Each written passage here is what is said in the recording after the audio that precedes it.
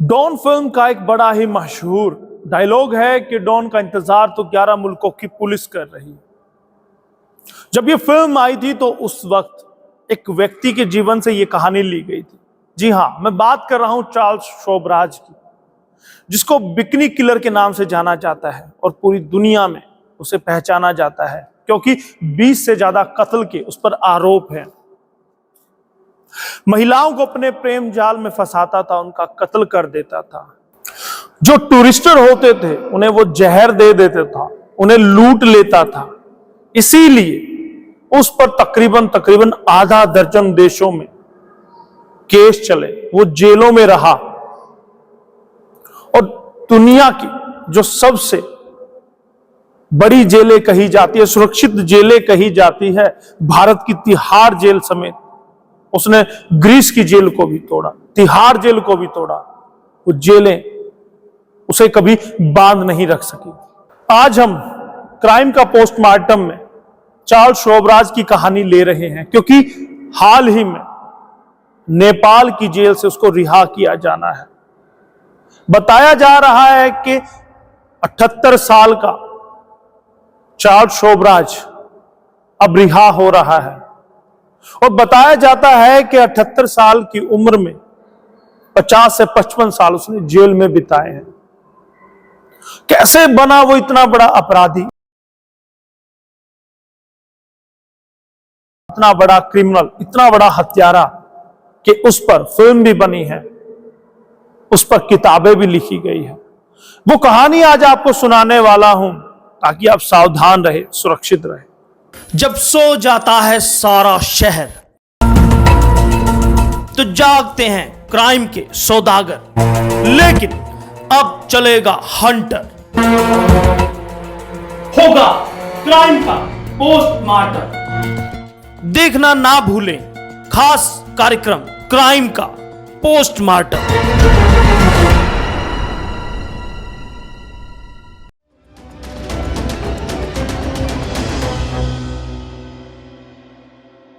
बताया जाता है 1944 के साल में उसका जन्म होता है वियतनाम में।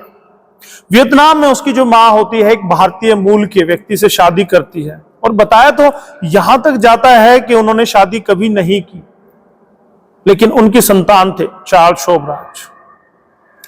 उसके बाद उसका पिता उसकी मां को छोड़कर चला आता है। उसके बाद उसकी मां, जो उस वक्त वियतनाम पर फ्रांस की प्रभुसत्ता थी, यानी कि फ्रांस का उस पर एकाधिकार था, वियतनाम उसके अंडर था, तो वहां पर एक वियतनाम में उसकी मां एक सैनिक से, फ्रांसीसी सैनिक से शादी करती है और तब वो फ्रांस आ जाती है।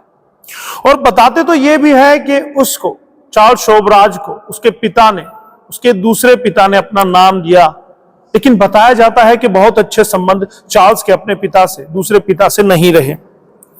और आपको बता दूं कि 18 साल की उम्र में चार्ल्स शोबराज जेल पहुंचा था।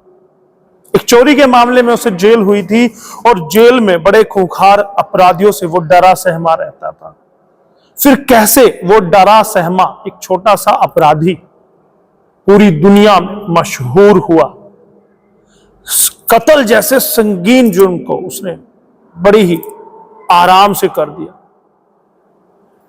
आपको बताऊंगा कि कैसे वो मुंबई में गिरफ्तार हुआ। बात 1971 की है, वो मुंबई में गिरफ्तार हुआ था। वजह क्या थी? 1971 में वो पिस्तौल लिए हुए गिरफ्तार होता है और वहां पर उसे जेल भेज दिया जाता है। उसके बाद अगर बात करें 1972 के जुर्म की, तो 1972 में 24 हिप्पियों को उसने मौत की घाट उतार दिया था। वो 24 महिलाएं थी, जब उनकी लाश मिली थी तो वो बिकनी में थी। तभी से इस अपराधी का नाम बिकनी किलर हुआ था। नशे में वो महिलाएं थी और उनके साथ सेक्स भी किया गया था। ऐसी थी चार्ल्स शोबराज की दास्तान।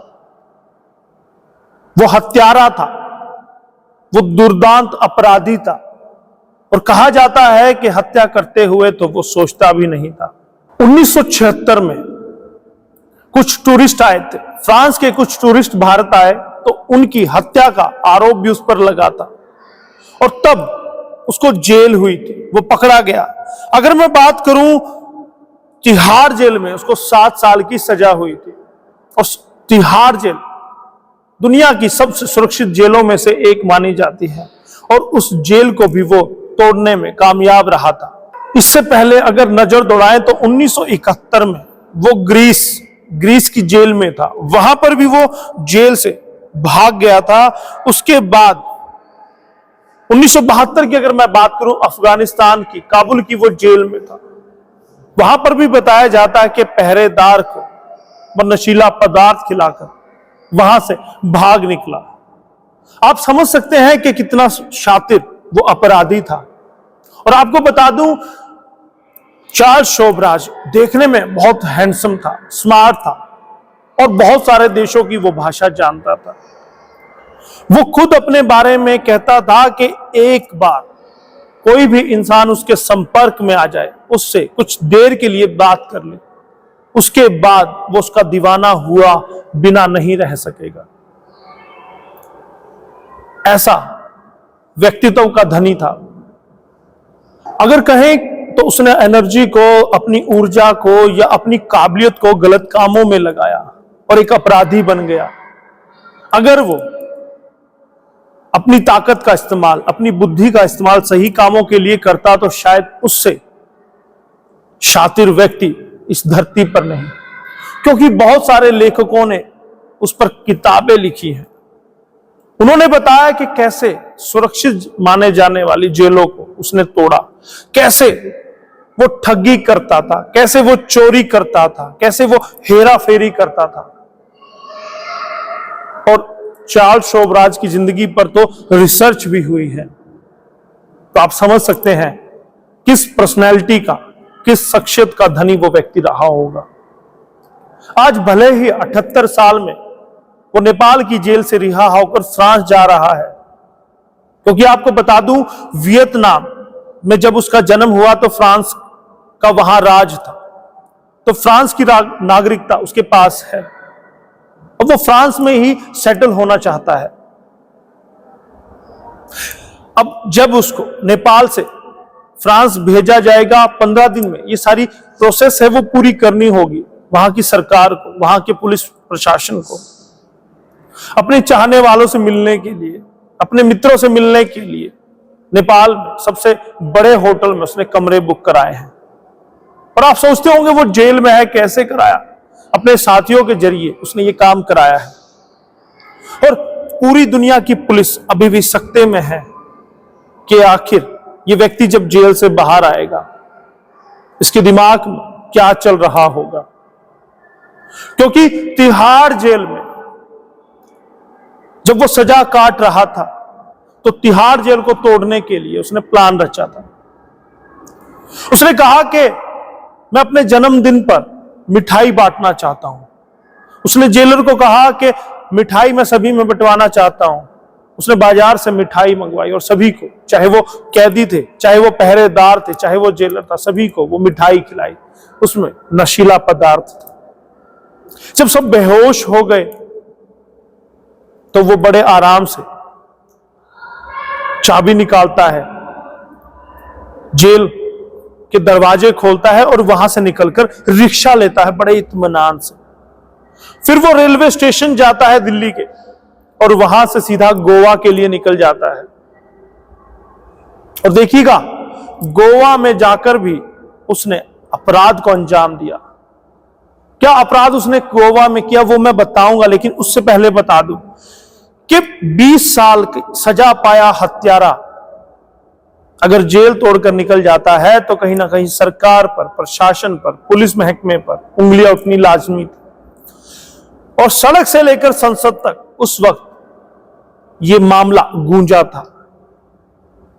पुलिस की नाक कटी तो आनन फानन में तिहाड़ जेल प्रशासन ने और दिल्ली पुलिस ने मिलकर ज्वाइंट ऑपरेशन चलाया और कुछ दिनों के बाद गोवा से चार्ल्स शोबराज को पकड़ लिया था। उस बिकनी किलर को पकड़ लिया था जो अपने अगले शिकार की तलाश में गोवा पहुंच चुका था।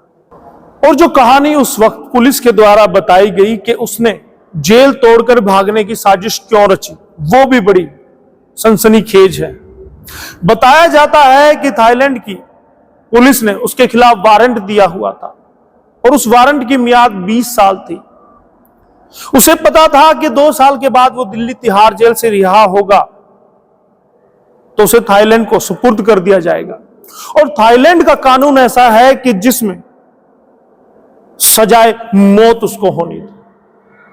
उसे पता था कि थाईलैंड की पुलिस उसे अंदर डालेगी और उसे फांसी पर, सूली पर चढ़ा देगी।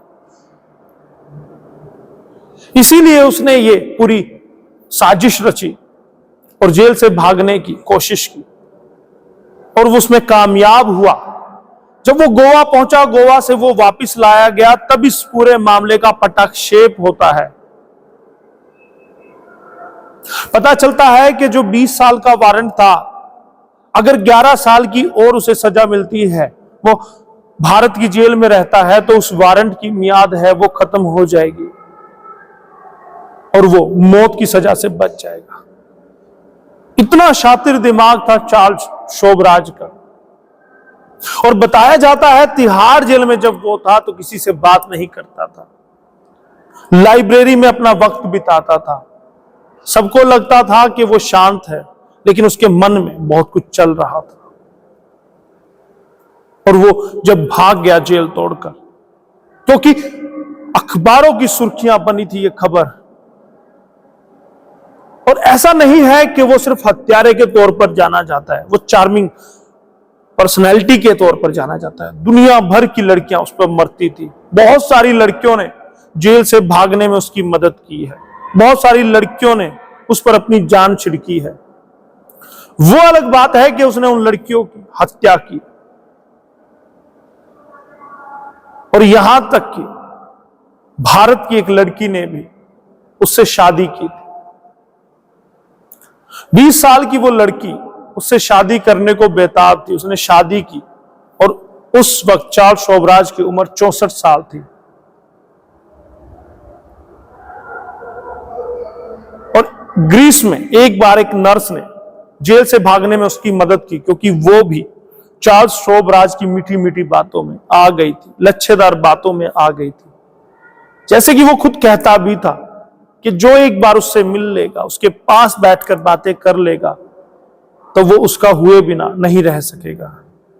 ऐसी कहानी थी चार्ल्स शोभराज की। भारत से रिहा होने के बाद 1997 में वो पेरिस चला गया और पेरिस में वो एक सेलिब्रिटी के तौर पर जाना जाने लगा।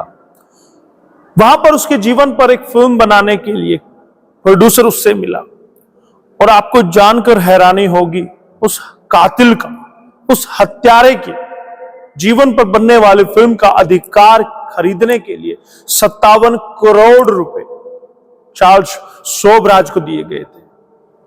और उससे भी हैरानी की बात तो यह है, एक इंटरव्यू के लिए उसने $5000 लिए थे। तो आप समझ सकते हैं कि उसने वहां पर पेरिस में कैसे रॉयल जिंदगी जी।